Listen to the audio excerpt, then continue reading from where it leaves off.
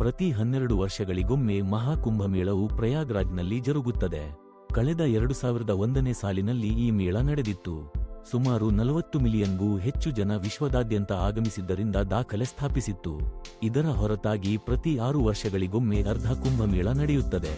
ವರ್ಷಕ್ಕೊಮ್ಮೆ ಪ್ರತಿ ಜನವರಿ ತಿಂಗಳಲ್ಲಿ ಮಾಘ ಮೇಳವು ಸಂಗಮದ ಪ್ರದೇಶದಲ್ಲಿ ಜರುಗುತ್ತದೆ. ಮೈ ಕೊರೆಯುವ ಚಳಿಯಲ್ಲಿ ಪವಿತ್ರ ನದಿಗಳ ಸಂಗಮದಲ್ಲಿ ಮುಳುಗೆದ್ದು ತಮ್ಮ ಪಾಪಗಳನ್ನು ಭಕ್ತಾದಿಗಳು ತೊಳೆದುಕೊಳ್ಳುತ್ತಾರೆ. ಇದರಿಂದಾಗಿ ಅಲಹಾಬಾದ್ ಪ್ರವಾಸೋದ್ಯಮ ಇಲಾಖೆ ಉತ್ತುಂಗಕ್ಕೆ ಏರಿದೆ. ಸುಮಾರು ಕಾಲದಿಂದಲೂ ಅಲಹಾಬಾದ್ ಭಾರತದ ಸಾಂಸ್ಕೃತಿಕ, ಧಾರ್ಮಿಕ, ಐತಿಹಾಸಿಕ ವಿಷಯಗಳಿಗೆ ಸಂಬಂಧಪಟ್ಟ ಹಾಗೆ ಅನೇಕ ಘಟ್ಟಗಳಲ್ಲಿ ತನ್ನದೇ ಆದ ಮುಖ್ಯ ಪಾತ್ರವನ್ನು ವಹಿಸಿದೆ. 6 ವರ್ಷಗಳಿಗೊಮ್ಮೆ ನಡೆಯುವ ಅರ್ಧ ಕುಂಭಮೇಳ ಪ್ರಯಾಗರಾಜ್ನಲ್ಲಿ .15 ರಿಂದ 1-2019 ರಂದು ಆರಂಭವಾಯಿತು. 12 ವರ್ಷಕ್ಕೊಮ್ಮೆ ನಡೆಯುವ ಕುಂಭಮೇಳವನ್ನು ಪೂರ್ಣ ಕುಂಭಮೇಳ ಎನ್ನುತ್ತಾರೆ. ಕುಂಭಮೇಳದ ಮಕರ ಸಂಕ್ರಾಂತಿಯ ದಿನ ಲಕ್ಷಾಂತರ ಜನರು ಬೆಳಿಗ್ಗೆ 4 ರಿಂದ ಸಂಜೆ 5 ರವರೆಗೆ ಗಂಗಾ, ಯಮುನಾ ಮತ್ತು ಸರಸ್ವತಿ ತ್ರಿವೇಣಿ ಸಂಗಮದಲ್ಲಿ ಪವಿತ್ರ ಸ್ನಾನ ಮಾಡುವುದು ಇದರ ವಿಶೇಷ.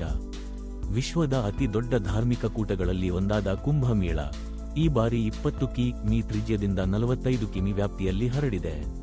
ಅಥವಾ ವಿಸ್ತಾರ. ಕುಂಭಮೇಳ ನಡೆಯುವ ಪ್ರದೇಶವನ್ನು ಭಾರೀ ವಿಸ್ತರಿಸಲಾಗಿದೆ. ಹಿಂದೆ 1600 ಹೆಕ್ಟೇರ್ ಪ್ರದೇಶದಲ್ಲಿ ಮೇಳ ನಡೆದಿತ್ತು. 2019ರಲ್ಲಿ ಅದನ್ನು 3200 ಹೆಕ್ಟೇರ್ಗೆ ಹೆಚ್ಚಿಸಲಾಯಿತು.